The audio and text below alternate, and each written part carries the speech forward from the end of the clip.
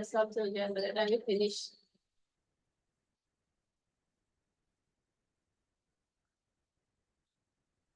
Om Ajnana Timirandasya Jnananjana Shalakaya Chakshur Ena Tasmai Sri Gurave Namaha Sri Chaitanya Manobishtam Stapitam Ena Bhutale Swayam Rupa Kadamayam Dadati Swapadantikam Mukam Karoti Vachalam Pangum Langayate Girim Etrupatamaham Vande Sri Guru Dinatarinam Paramananda Madhavam Sri Chaitanya Ishwaram Namo Vishnupadaya Krishna Prasthaya Bhutale Srimate Bhakti Vedanta Swami Iti Namine Namaste Saraswate Devi Gauravani Pracharine Nirvishesha Shunyavadi Pashatya Deshatarine Jai Sri Krishna Chaitanya Prabhu Nityananda Sri Advaita Gadadhara Sri Vasadi Gaura Bhakta Vrinda Hare Krishna Krishna Krishna Hare Hare Hare Rama Rama Rama Hare Hare.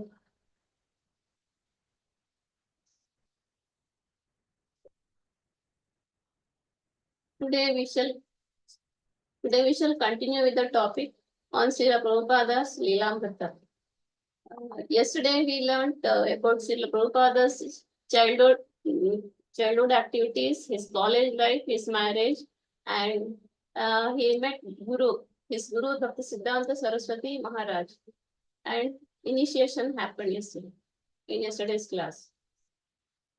How he started movement called League of Devotees in Jhansi, what led to winding of League of Devotees, and also what circumstances led him to renounce his family and move away as a mendicant.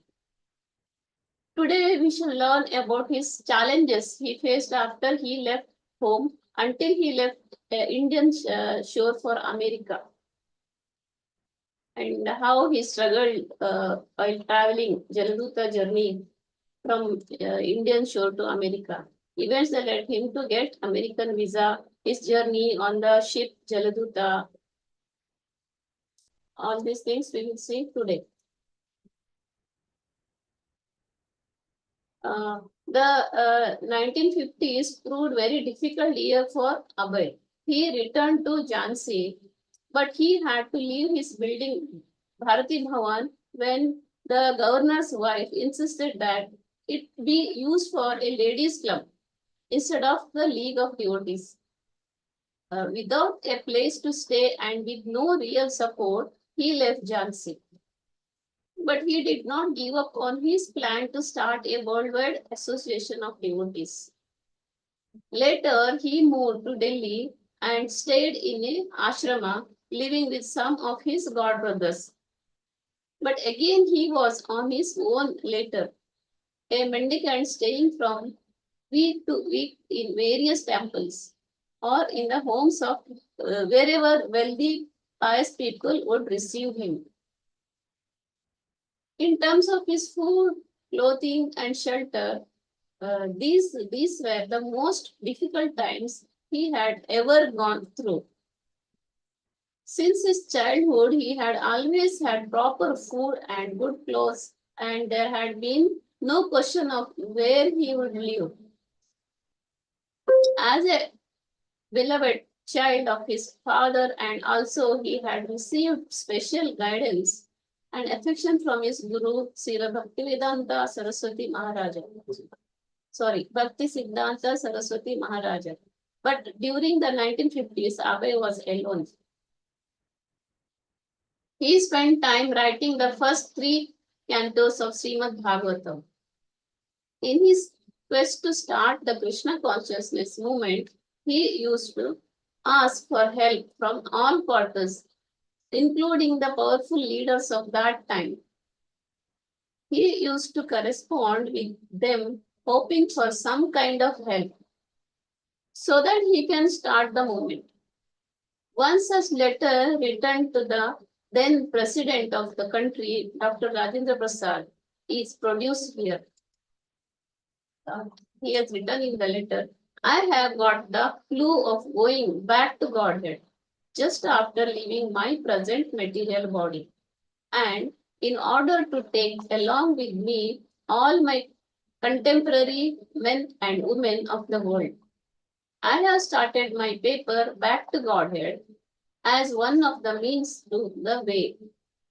Please don't think of me as something wonderful or a madman when I say that I shall go back to Godhead after leaving my present material body. It is quite possible for everyone and all of us. From a letter to India's President, Mr. Rajendra Prasad, Abhay sent copies of Back to Godhead to the then President Indira, then President of India, Dr. Rajendra Prasad, along with a letter warning him of the perilous fate that awaits a society conducted by the godless. Please, therefore, save them from the great fall down. He requested His Excellency at least to glance over the headlines of the enclosed copies of Back to Godhead and to consider granting the editor an interview. I am crying alone in wilderness at the present moment, wrote Abhay. His Excellency never replied. Abhay made a list of several books he wanted to publish. But to print, he needed donors. He called on wealthy men in their offices and homes, presenting his manuscripts and explaining his mission. He had a list of donors, but few responded. And when he did receive a donation, it was usually only 5 or 10 rupees. Occasionally, he would receive a letter of appreciation or endorsement. He spent time writing and approaching donors, to whom he preached Bhagavad Gita. His goal wasn't to find a permanent residence, but to print his transcendental literature and to establish a powerful movement for spreading Krishna consciousness. And for that, he needed money. Lacking money even to buy proper clothes, Abhay went through the chilly Delhi weather without a jacket. He later moved to Vrindavan, where he took a very simple, inexpensive room in the Vamshi Gopala temple, located on the bank of river Yamuna. He felt at home in Vrindavan. One night, Abhay had a striking dream. The same dream he had several times before. During his days as a householder, he had seen dream earlier also during his days as a householder. Srila Bhakti Siddhanta Saraswati appeared just as Abhay had known him, the tall, scholarly sannyasi coming directly from the spiritual world, from Krishna's personal entourage. He called to Abhay and indicated that he should follow. Repeatedly, he called and motioned. He was asking Abhay to take sannyasa. Come, he urged, become a sannyasi. Abhay was very cautious towards accepting sannyasa because a Vaishnava dedicates his body, mind, and words totally to the service of the Supreme Personality of Godhead, renouncing all other engagements. He was doing that already, but he still had his doubts. But here was his spiritual master beckoning him over all other considerations. Now, although he was elderly and alone, the desire to preach, just as his spiritual master had preached, remained within him. He finally decided to take up sannyasa, for which he had to first approach one of his god brothers for permission. He decided to turn to Bhakti Vilasa Tirtha Maharaja, the leader of the Chaitanya Mutt in Calcutta. Abhay still thought of the Chaitanya Mutt as the headquarters of his spiritual master's mission. Bhaktivilasa Tirtha Maharaja, though cordial, put some preconditions, which were dampener for Abhay's vision of printing books and preaching in West. Without printing books and going to the West, sannyasa did not have meaning for Abhay. And who knew when Tirtha Maharaja would sanction his taking sannyasa? The Chaitanya Mutt and Bhaktivilasa Tirtha Maharaja legally represented the Gaudiya Mutt entity. Abhay felt that if he were to take sannyasa and go preach in America, he should give the Chaitanya Mutt the first opportunity to support his work. In April 1959, Abhay wrote to Tirtha Maharaja inquiring about sannyasa and Chaitanya Mutt's printing some of his manuscripts. And since no one was going abroad, he volunteered to do so on behalf of the Chaitanya Mutt. Bhaktivilasa Tirtha Maharaja replied that Abhay should first join the Chaitanya Mutt. He mentioned the strife that still lingered. Those who are acting against Chaitanya Mutt, they are motivated by their individual ambitions. Anyone who was against the Chaitanya Mutt, he said, was acting illogically and against the instruction of Bhaktisiddhanta Saraswati. So, according to Tirtha Maharaja, the thing for Abhay to do, the thing he had neglected to do for so many years, was to join the Chaitanya Mutt and act under his directions. Tirtha Maharaja mentioned several members of the Chaitanya Mutt who had recently accepted the sannyasa order. And he said that Abhay could also become one in time. He invited Abhay to come reside at the Chaitanya Mutt. The houses that we have, there are rooms that are airy and well lit. We will treat you exclusively. There won't be any difficulty. We will take care that no inconvenience are caused. But as for printing books, we are eagerly awaiting to print the books like Sat Sandarbha, Vedanta, based on devotional service, and many other rare books by the Goswamis. First, we will print them. Books written by you will be checked by the editorial staff, and if the funds can be raised, then they can be printed according to priority. The books will be printed only if they are favorable for the service of the Chaitanya Mutt.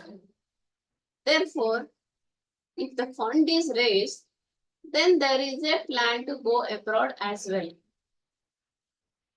Bhai was not encouraged. The main difficulty he felt was the Chaitanya Mutt's shortage of funds. Srila Prabhupada, his words. I was working with my broken typewriter. I went to our Tirtha Maharaja. You give me a room and print my books. Give me some money. I will join you. I had thought, this is Guru Maharaja's institution. He did not say no, but the printing of books was a difficult task for him. He had no money. He was hardly collecting for maintaining. Printing of books is a big job and there is no guarantee of sale.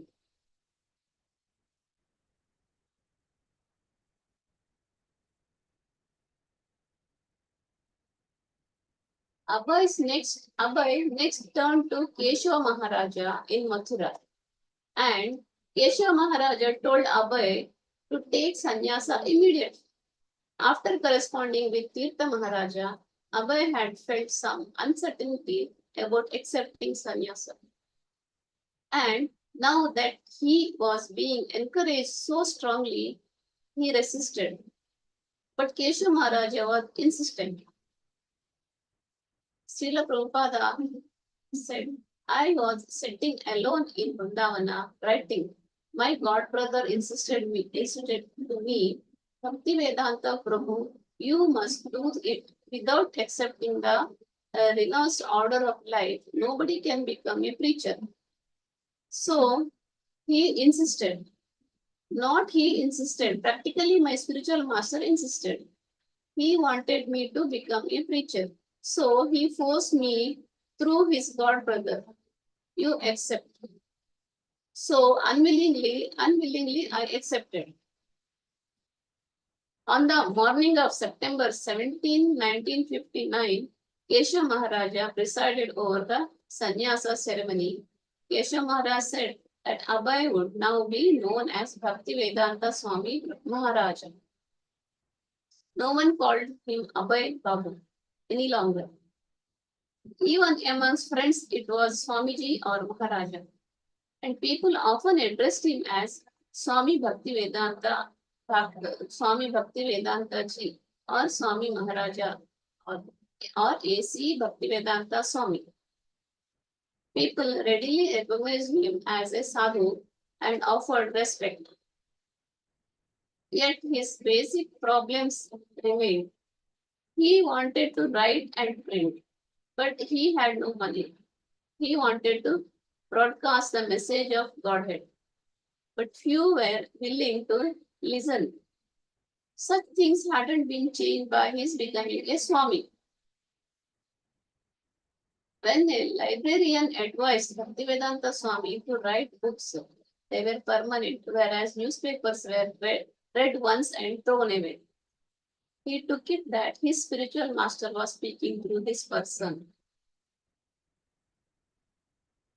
One day, Gaurachan Goswami, proprietor of Radha Damodar temple, approached Bhaktivedanta Swami, inviting him to come live at the Radha Damodar temple, being the eternal home of Jiva Goswami and Rupa Goswami. It would be more suitable for his writing and translating. Bhaktivedanta Swami was interested. He had never stopped his regular visit there, and he always felt inspired in the presence of the Samadhi tombs of the great leaders of Lord Chaitanya's movement, Jiva Goswami and Rupa Goswami. Not wanting to miss the opportunity, however, Bhaktivedanta Swami agreed to take the rooms at 5 rupees per month. Then he decided to visit Sumati Morarji. She is head of the India Steamship Company. He had heard from his godbrothers in Bombay that she was known for helping sadhus and had donated to the Bombay Gaudiya Mutt. He had never met her, but he well remembered that the 1958 promise by one of her officers to arrange half-fare passage for him to America. Now he wanted her help for printing Srimad Bhagavatam. But his first attempt to arrange a meeting were unsuccessful. Frustrated at being put off by Mrs. Morarji's officers, he sat down on the front step of her office building, determined to catch her attention as she left for the day.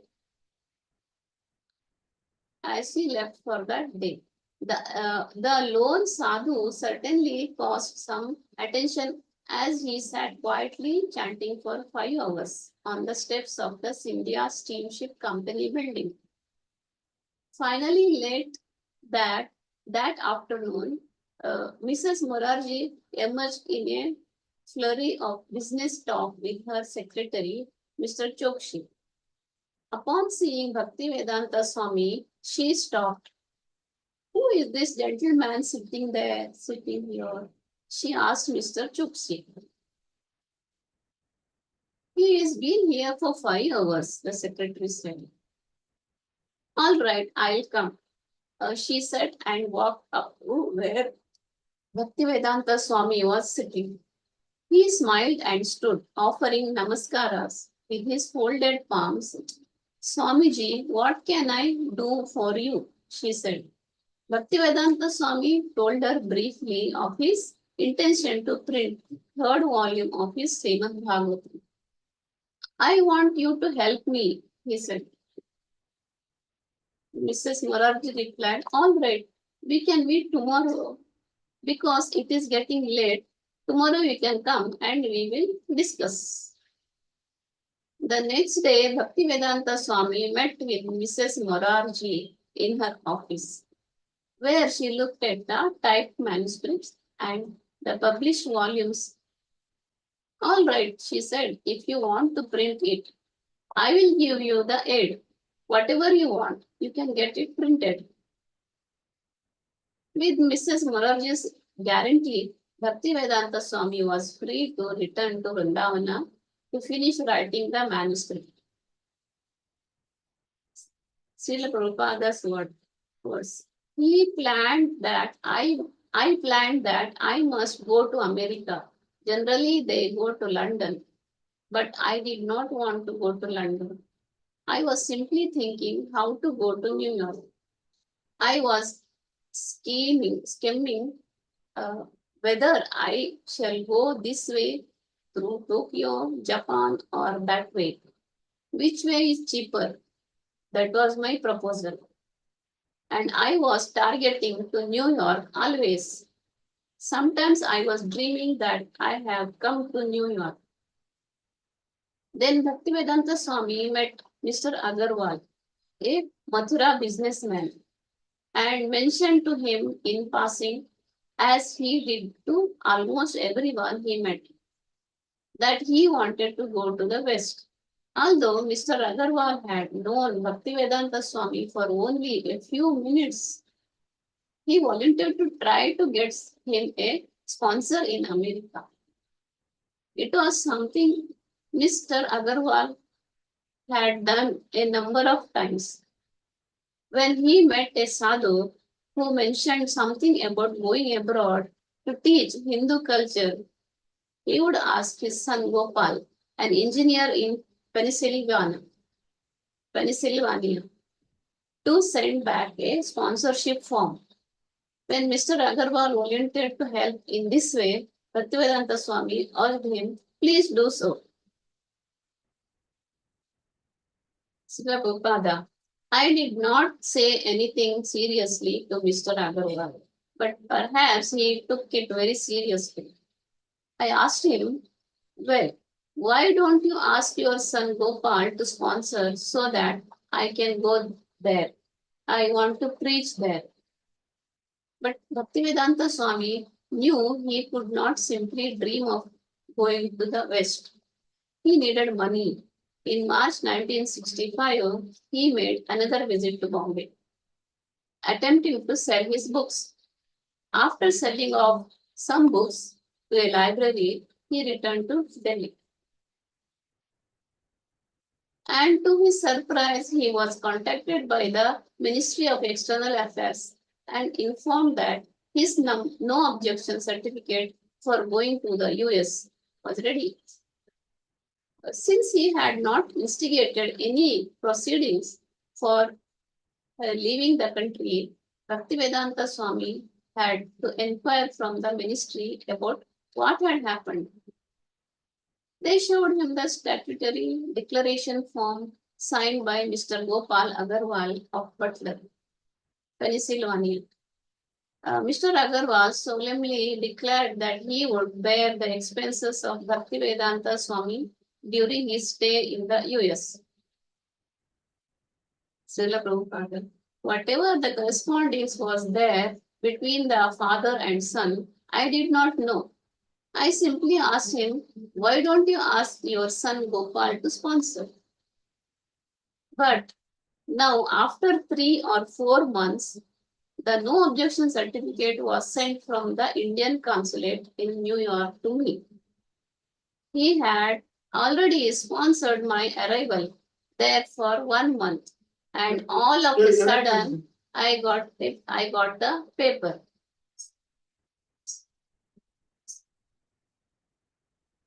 With his passport and sponsorship papers, Bhaktivedanta Swami went to Bombay, not to sell books or raise funds for printing.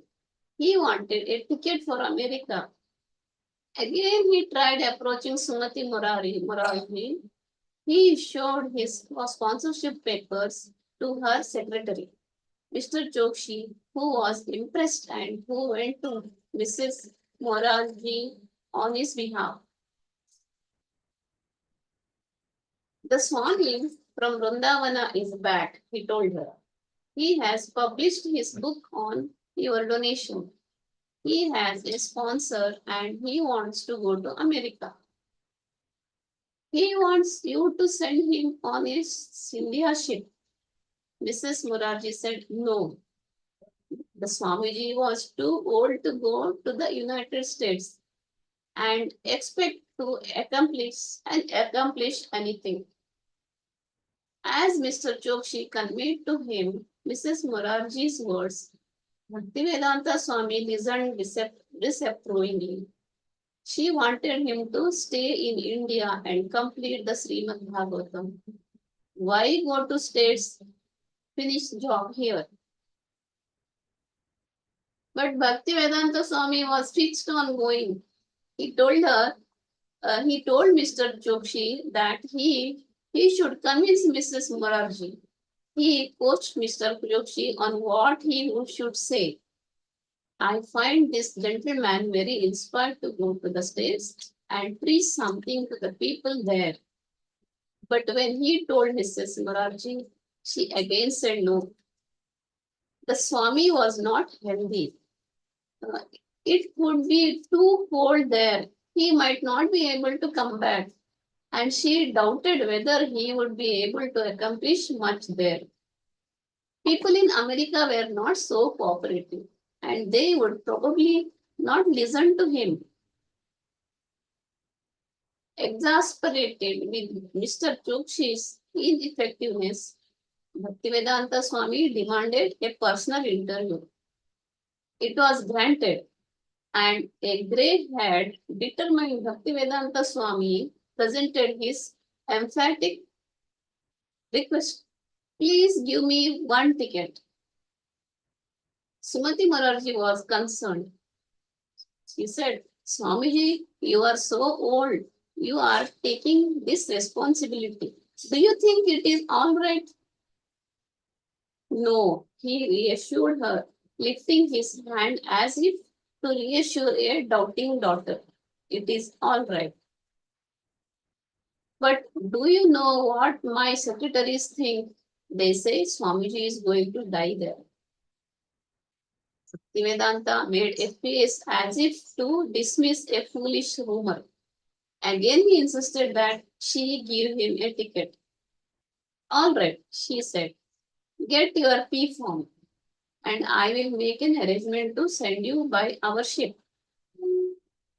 A P form, that is another necessity for an Indian national who wants to leave the country, is a certificate given by the State Bank of India certifying that the person has no excessive debts in India and is cleared by banks.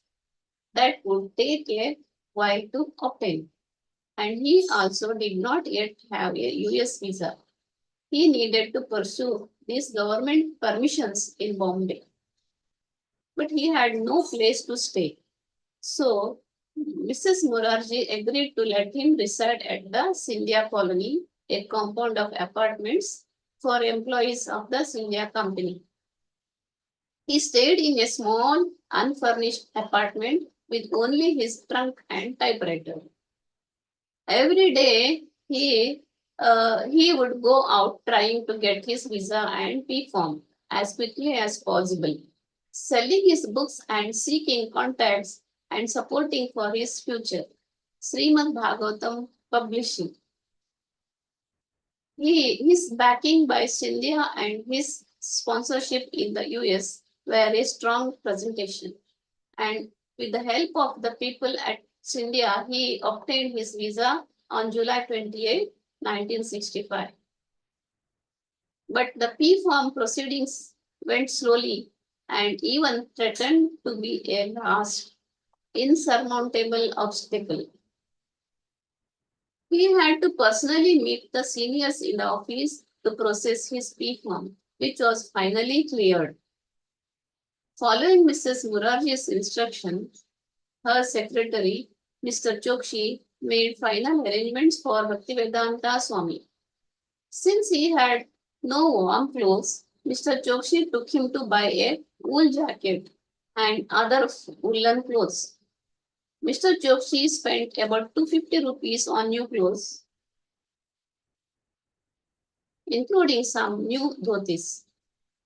At Bhaktivedanta Swami's request, Mr. Chokshi printed 500 copies of a small pamphlet containing the 8 verses written by Lord Chaitanya and an advertisement for Srimad Bhagavatam in the context of an advertisement for the Sindhya Steamship Company. Finally, Mrs. Morarji scheduled a place for him on one of her ships, the Jaladuta, which was sailing from Calcutta on August 13. She had made certain that he would travel on a ship whose captain understood the needs of a vegetarian and Brahmana. Mrs. Morarji told the Jaladuta's captain, Arun Pandya, to carry extra vegetables and fruits for the Swami. Mr. Chokshi spent the last 2 days with Bhaktivedanta Swami in Bombay, picking up the pamphlets at the press, purchasing clothes, and driving him to the station to catch the train for Kolkata. He arrived in Calcutta about 2 weeks before the Jaladuta's departure. Although he had lived much of his life in the city, he now had nowhere to stay. It was as he had written in his Vrindavan Bhajana, I have my wife, sons, daughters, grandsons, everything. But I have no money, so they are a fruitless glory. Although in this city he had been so carefully nurtured as a child, those early days were also gone forever. Where have my loving father and mother gone to now? And where are all my elders who were my own folk? Who will give me news of them? Tell me who. All that is left of this family life is a list of names. Out of the hundreds of people in Calcutta whom Bhaktivedanta Swami knew, he chose to call on Mr. Sisir Bhattacharya, the flamboyant Kirtana singer he had met a year before at the governor's house in Lucknow. Mr. Bhattacharya was not a relative, not a disciple, nor even a close friend, but he was willing to help. Bhaktivedanta Swami called at his place and informed him that he would be leaving on a cargo ship in a few days. He needed a place to stay and he would like to give some lectures. Mr. Bhattacharya immediately began to arrange a few private meetings at friends' homes where he would sing and Bhaktivedanta Swami would then speak. A week before his departure, on August 6, Bhaktivedanta Swami traveled to nearby Mayapur to visit the Samadhi of Srila Bhaktisiddhanta Saraswati. Then he returned to Calcutta, where Mr. Bhattacharya continued to assist him with his final business and speaking engagements. As the day of his departure approached, Bhaktivedanta Swami took stock of his meager possessions. He had only a suitcase, an umbrella, and a supply of dry cereal. He did not know what he would find to eat in America. Perhaps there would be only meat. If so, he was prepared to live on boiled potatoes and the cereal. His main baggage, several trunks of his books, was being handled separately by India Cargo. 203 volume sets, the very thought of the books gave him confidence. When the day came for him to leave, he needed that confidence. He was making a momentous break with his previous life, and he was dangerously old and not in strong health. And he was going to an unknown and probably unwelcoming country. To be poor and unknown in India was one thing. Even in these Kali Yuga days, when India's leaders were rejecting Vedic culture and imitating the West, it was still India. It was still the remains of Vedic civilization. He had then he had been able to see millionaires, governors, the prime minister simply by showing up at their doors and waiting. A sannyasi was respected. The Srimad Bhagavatam was respected. But in America, it would be different. He would be no one, a foreigner. And there was no tradition of sadhus, no temples, no free ashramas. But when he thought of the books he was bringing, transcendental knowledge in English, he became confident. Bhaktivedanta Swami took a taxi down to the Calcutta port. A few friends and admirers, along with his son Vrindavan, accompanied him. He writes in his diary, today at 9 a.m. embarked on M.E. Jaladuta. Came with me Bhagavati, the Dwarwan of Scindia Sanse, Mr. Sengupta, Mr. Ali, and Vrindavan. He was carrying a Bengali copy of Chaitanya Charitamrita, which he intended to read during the crossing. Somehow he would be able to cook on board, or if not, he would starve, whatever Krishna desired. He checked his essentials: passenger ticket, passport, visa, P-form, sponsor's address. Finally, it was happening. Srila Prabhupada.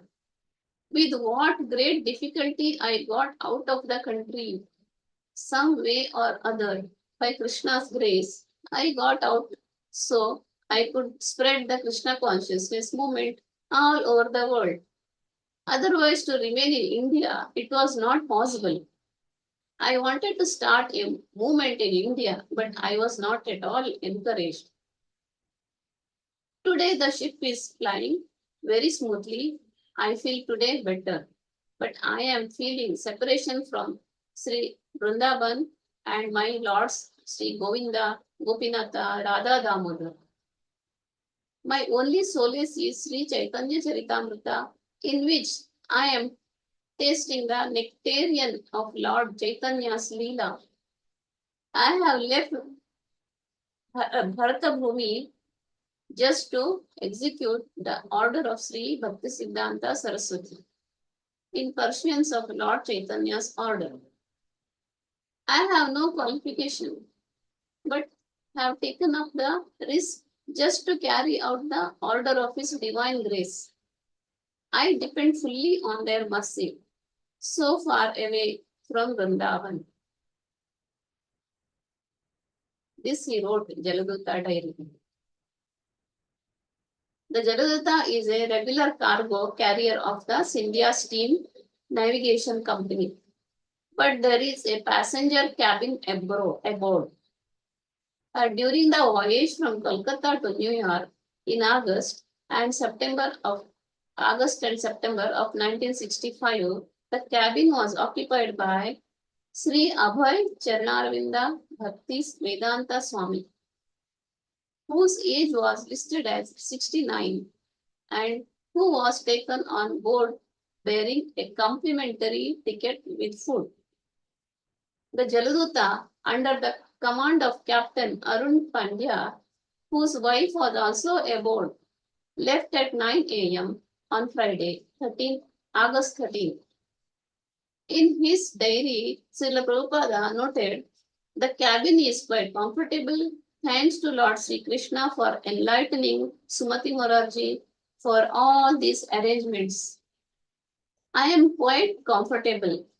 But on the 14th, he reported sickness, seasickness, dizziness, vomiting, Bay of Bengal, heavy rains, more sickness. On the 19th, when the ship arrived at Colombo, Ceylon, now it is called Sri Lanka, Prabhupada was able to get relief from his seasickness. The captain took him ashore and he traveled around Colombo by car.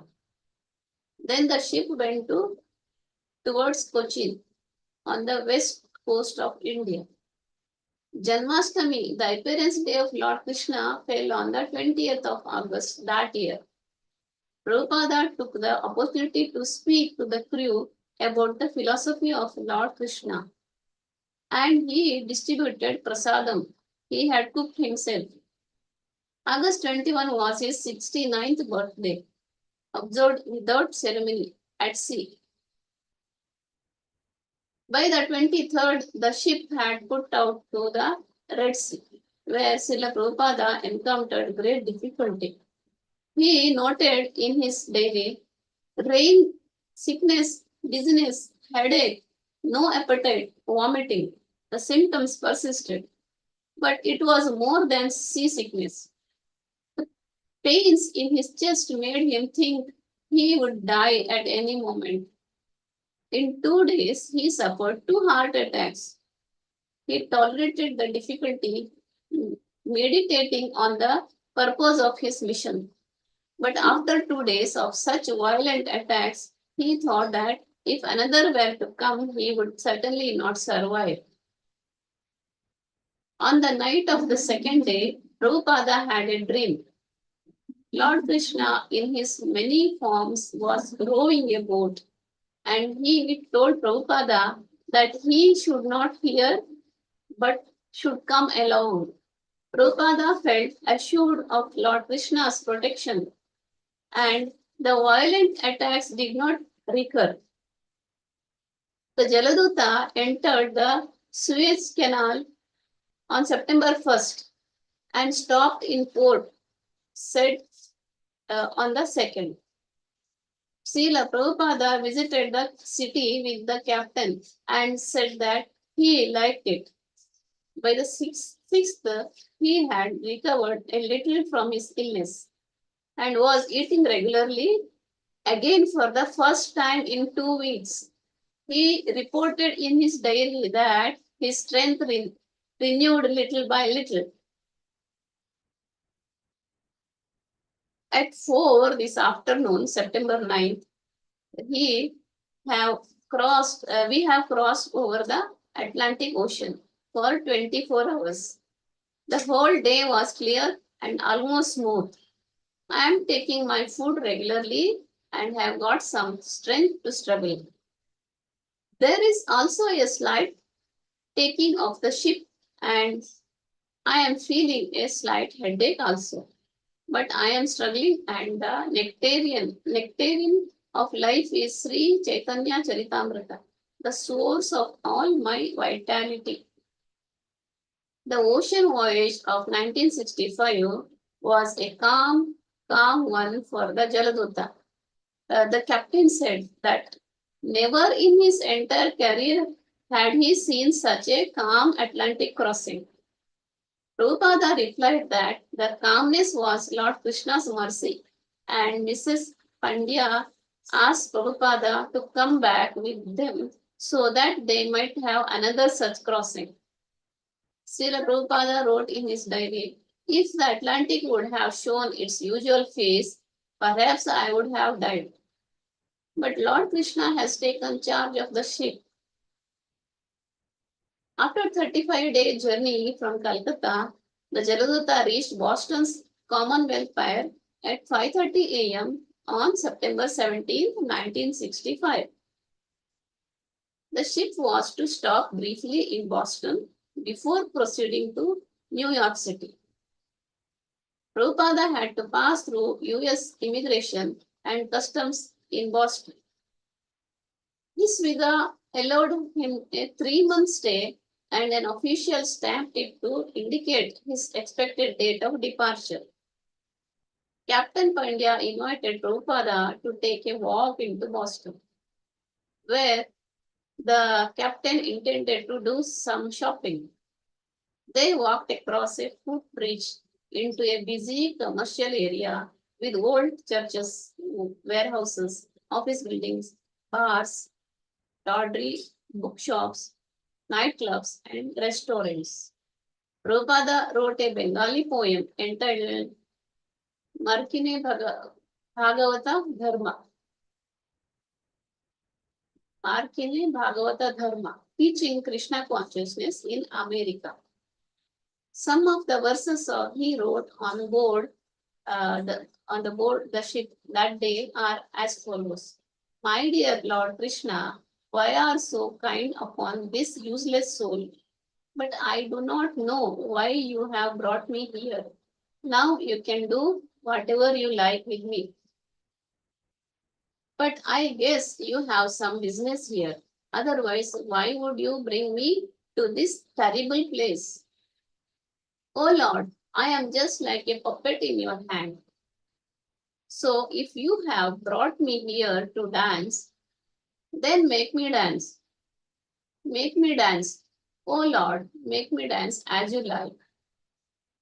I have no devotion, nor do I have any knowledge, but I have strong faith in the holy name of Krishna. I have been designated as Bhaktivedanta.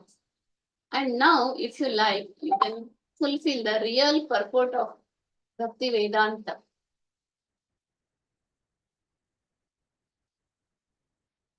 On the 19th of September, the Jaladuta sailed into New York Harbor and docked at the Brooklyn Pier at 17th Street.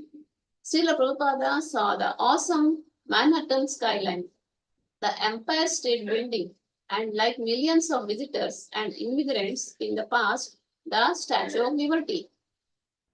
Srila Prabhupada was dressed appropriately for a resident of Vrindavan. He wore kantimala, neck beads, and a simple cotton dhoti. And he carried japamala, chanting beads, and an old chadar or shawl. His complexion was golden, his head shaven, shikha in the back, his forehead decorated with the whitish Vaishnava tilaka. He wore pointed white rubber slippers, not uncommon for sadhus in India. But who in New York had ever seen or dreamed of anyone appearing like this Vaishnava? He was possibly the first Vaishnava sannyasi to arrive in New York with uncompromised appearance. Of course, New Yorkers have an expertise in not giving much attention to any kind of strange new arrival. Srila Prabhupada was on his own. He had a sponsor, Mr. Agarwal, somewhere in Pennsylvania. Surely someone would be here to greet him. Although he had little idea of what to do as he walked off the ship onto the pier. I did not know whether to turn left or right. He passed through the dockside formalities and was met by a representative from Travelers Aid sent by the Agarwals in Pennsylvania, who offered to take him to the Scindia ticket office in Manhattan to book his return passage to India. He took a bus from New York to Butler in Pennsylvania to stay at his sponsor Gopal Agarwal's house. When the bus finally pulled into Pittsburgh bus terminal, it was past midnight. Gopal Agarwal was waiting with the family's Volkswagen bus to drive Prabhupada to Butler. about 1 hour north. He greeted Prabhupada with folded palms. Welcome, Swamiji, bowing from the waist several times. On the way to Pennsylvania, he observed mammoth factories and billboards alongside the crowded superhighways. Meat eating, illicit sex, intoxication, and gambling, the very sins Srila Prabhupada had come to preach against, were proudly glamorized on mile after mile of billboards. The signs promoted liquor and cigarettes. Roadside restaurants offered slaughtered cows in the form of steaks and hamburgers, and no matter what the product, it was usually advertised by a woman. He saw that the prospects of preaching to the Americans were good, but he felt he would need support from India. In Butler, he stayed in YMCA and during the day, would preach at Agarwal's house from 6 p.m. to 9 p.m. At any rate, he had spent long enough in Butler, and he now had 1 month left in America. So he decided to go to New York City and try to preach there before his time was up. I have come here in this old age neither for sightseeing nor for any personal interest. It is for the interest of the entire humanity that I am trying to implement the science of Krishna, which will actually make them happy. So it is the duty of every devotee of Lord Krishna to help me by all means. From a letter to Sumati Murarji. November passed and December came, and Prabhupada, having obtained an extension on his visa, stayed on. America seemed so opulent, yet many things were difficult to tolerate. The sirens and bells from fire engines and police cars seemed like they would crack his heart. Sometimes at night, he would hear a person being attacked and crying for help. Srila Prabhupada wore a coat Dr. Mishra had given him, but he never gave up wearing his dhoti. Despite the cold, windy walks, uh, he was wearing dhoti and not a western clothes. Swami Nikhilananda of the Ramakrishna Mission had advised Prabhupada that if he wanted to stay in the West, he should abandon his traditional Indian dress and strict vegetarianism. Meat eating and liquor, as well as a pants and coat, were almost necessary in this climate. He had said like this.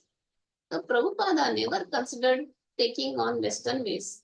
His advisors cautioned him not to remain an alien but to get into the spirit of American life. Even if it meant breaking oaths he had held in India, almost all Indian immigrants compromised their old ways. But Prabhupada's idea was different, and he could not be budged. The others may have had to compromise, he thought, but they had come to beg technological knowledge from the West. I have not come to beg something, he said, but to give something. He came there to give something, not beg for something. Okay.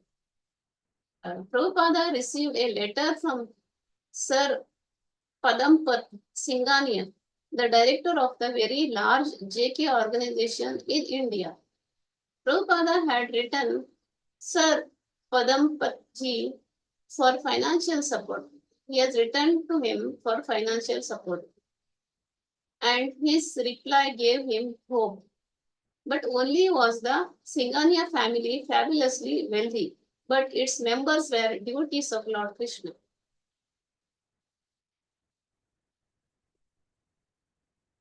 He wrote, My dear Swamiji, I have gone through your letter. I am very glad to note your idea of erecting a Sri Radha Krishna Temple in New York. I think the proposal is a good one, but the following are the difficulties. We have got to send foreign exchange for building the temple, for which government sanction is required. Without the government sanction, no money can be sent abroad. If the government of India agrees, then one can think of erecting the temple in New York. I doubt whether with this small amount of rupees 7 lakh, a temple can be built in New York. I mean to carry out a nice construction with Indian type of architecture. To get a temple completed in Indian type of architecture, we have to send a man from India. These are the two main difficulties. Otherwise, your idea is very good. Srila Prabhupada and Mr. Singhania had a basic disagreement. A magnificent Indian temple in New York would cost many millions of dollars to construct. Prabhupada knew, of course, that if Padampat Singhania wanted, he could provide millions of dollars. But then how would they get so much money out of India? Prabhupada therefore again suggested that they spend only 7 lakhs. After purchasing the house, he wrote, we can build another story upon it with a temple dome, chakra, etc. Prabhupada had his own line of reasoning. He wrote to Tirtha Maharaja, who had agreed to try for the government sanction if he first received written confirmation from a responsible donor pledging the funds for a temple. Prabhupada informed him that the donor would be Sir Padampat Singhania, and he enclosed Mr. Singhania's favorable letter of the 14th. Prabhupada remained his godbrother. Prabhupada reminded his godbrother, like this, writing a letter. Srila Prabhupada, Bhakti Siddhanta wanted such temples in foreign cities like New York, London, Tokyo, etc. And I had personal talk with him when I first met him at Ultadanga in 1922. Now, here is a chance for me to carry out his transcendental order. I am just seeking your favor and mercy in making this attempt successful. Discouragement came to the plans Srila Prabhupada had formed around the promise of support by Padampat Singhani. I am afraid that I cannot agree with your suggestion that you should buy a small house and erect something on top of it. Unfortunately, such a kind of proposal will not suit me. The temple must be a small one, but it must be constructed properly. I I quite agree that you cannot spend a lot of money at present, but within the amount the government may sanction, you should build something according to the architecture of Indian temple.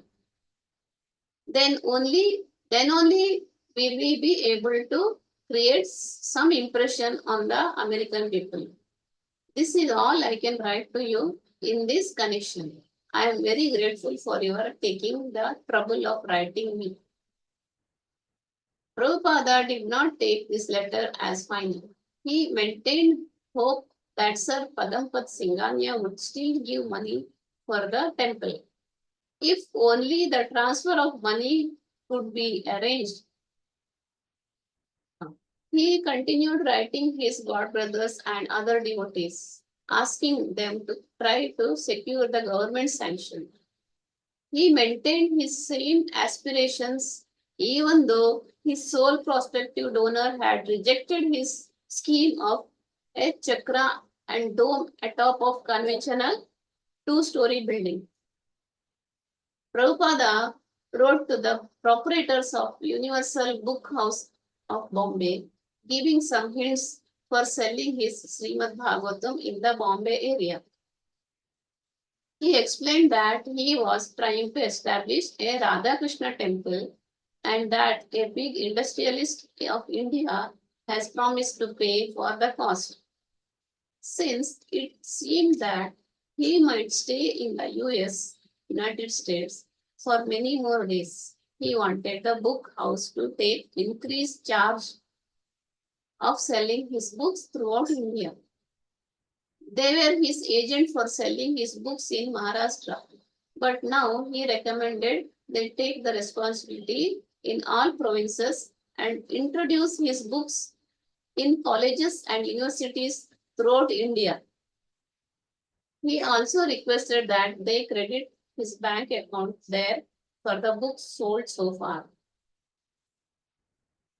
Mr. A.P. Dharwadkar of the Universal Book House replied, I cannot give you very happy news on the progress of the sale of Srimad Bhagavatam because the subject is religious and only a small section of society may personally be interested in the books. We tried to push them through some bookseller to Nagpur, Ahmedabad, Pune, etc. But regret to inform you that after some time, these booksellers return the books for want of response. As such, we are not only unenthusiastic to agree to your proposal of taking up sales for all India, but we were just thinking of requesting you to nominate some other people in our place to, to represent your sale program in Maharashtra. So far, they had sold only 6 sets of his books, for which they were about to transfer rupees 172 to his account. This was hardly encouraging to the author. Again, India was not interested. Even in the land of religion, religious subjects were only for a small section of society. Another reverse. On February 8th, Srila Prabhupada had written to India's new Prime Minister Indira Gandhi requesting her to sanction the release of money from India. A reply dated February 25th, New Delhi, came from the Prime Minister's official secretary, Mr. L.K. Gha. Dear Swamiji, the Prime Minister has seen your letter of February 8, 1966. She appreciates the spirit which promoted you to carry the spiritual message of Bhagavad Gita and Srimad Bhagavatam to other countries. Owing to the critical foreign exchange situation which the country is facing, it is greatly regretted that it will not be possible to assist you from here in your plan to set up a Radha Krishna temple. But Prabhupada had other hopes. After writing to the Prime Minister, he had written again to Tirtha Maharaj, asking him to request Dr. Radhakrishnan to persuade the government to sanction the release of funds. He waited for 1 month, no answer. Apparently, his godbrothers felt little obligation towards preaching in America.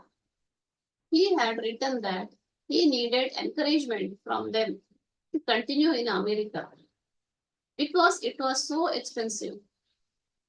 He had explained that he was spending the equivalent of 1000 rupees a month. As such, I am counting every day to receive your favorable replies. But there was no reply. Although no one encouraged him, Srila Prabhupada trusted in the order of his spiritual master and the will of Krishna. The word from the Prime Minister regarding government sanction had been a definite no. But he had received another extension of his visa. Now his last hope was Sir Padampat Singhani. Prabhupada knew that he was so influential, a man in India, that if he wanted, he could send the money. He was Prabhupada's final hope. He wrote again to Sir Padampat Singhani requesting him to send a man from India to supervise work of the temple in New York, as Mr. Singhania had previously suggested. Mr. Singhania did not reply personally. He had his secretary, Mr. Ishwara Iyer, wrote to Prabhupada, thoroughly discouraging his last hopes for purchasing a building in New York. I regret to write that Sir Padam Padji is not interested in the scheme of building a Radha Krishna temple in New York at present. In regard to the inquiry contained in the last paragraph of your letter, Sir Padamji duly received your books of Srimad Bhagavatam from your Delhi office, your faithful. Prabhupada wrote again to Sumati Morarji, requesting her to please send him a Mridanga to accompany his chanting of the Hare Krishna Mahamantra. He also requested her that in the future, when he would send money, many men from India, she obliged by giving them free passage on Scindia steamship lines. For that also, no reply. So as his financial situation became more urgent and his hopes more strained, his support from India withdrew in silence. His unanswered correspondence was itself a kind of message, loud and clear. We cannot help you. In April 1966, Prabhupada received the ludicrous letter. He also received the final blow of non-cooperation from the Indian government.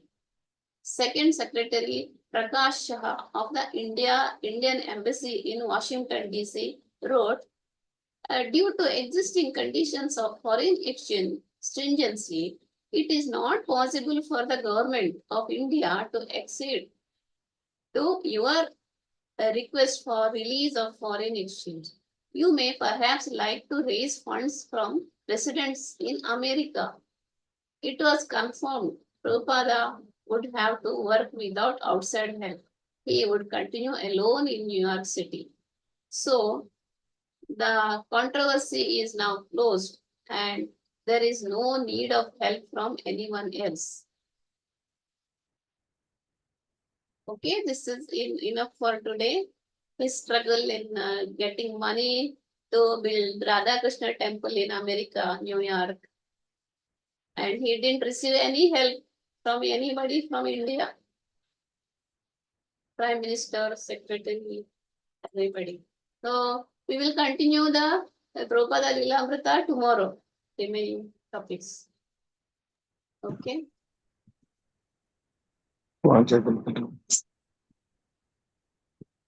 वाञ्छाकल्पतरुभ्यश्च कृपा सिन्धुभ्य एव च पतितानां पावनेभ्यो वैष्णवेभ्यो नमो नमः। अनंतकोटि वैष्णव की जय। Srila Hare Krishna Mataji, thank you very much. Hare Krishna. Thank you, Mataji. Hare Krishna. Hare Krishna. Hare Krishna. And now you read the book, you will understand